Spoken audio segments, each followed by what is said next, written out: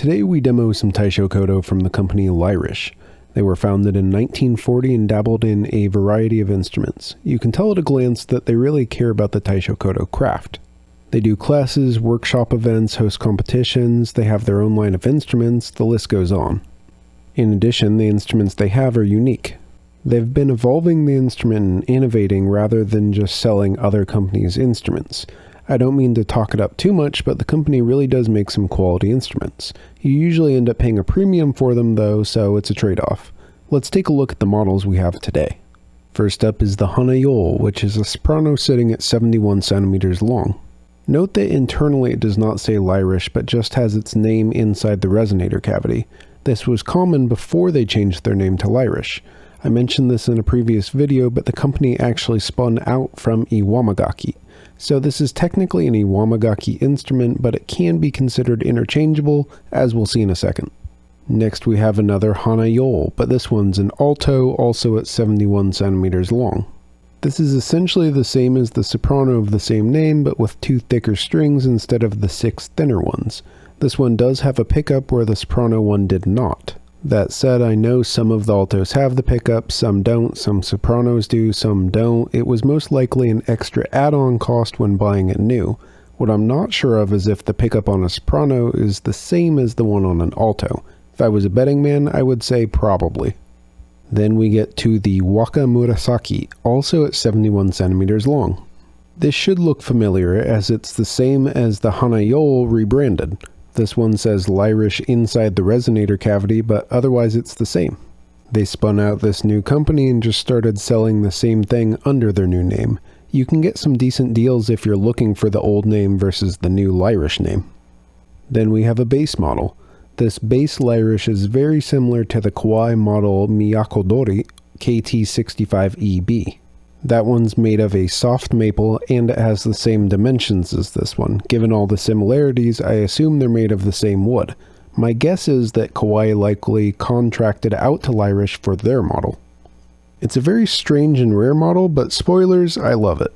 So then, all the aforementioned models are examples of the older generation. They fall within what Lyrish calls Generation 2. I'll pop up a picture.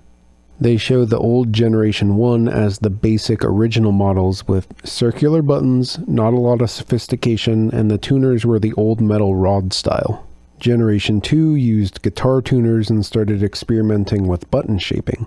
Then Generation 3 are the newer types with evenly spaced keyboards. It's worth noting that Lyrish isn't the only company with the evenly spaced keyboards, but it is the most common. An example would be the Xenon Nibori model or any of the Forest Sound models. So then we have 2 more to talk about and I'll mention them together. We have the LSS75 sitting at 28.5 centimeters and then the LSS200 at 28.5 centimeters. Both of these together give a decent idea of the new Lyrish aka Gen 3. They all have the evenly spaced keyboard to start.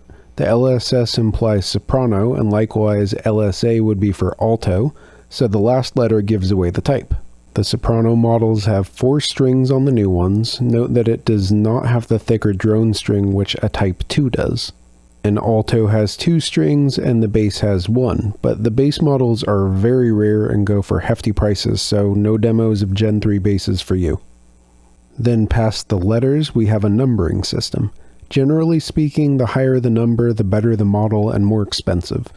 Better to Lyrish just means a clean and crisp sound.